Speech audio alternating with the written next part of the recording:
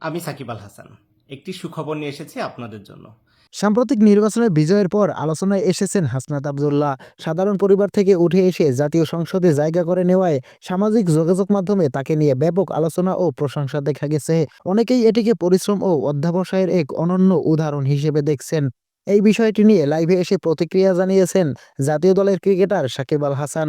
সাকিব আল হাসান বলেন, মানুষের আস্থা ও ভালোবাসা অর্জন করেই একজন জনপ্রতিনিধি নির্বাচিত হন।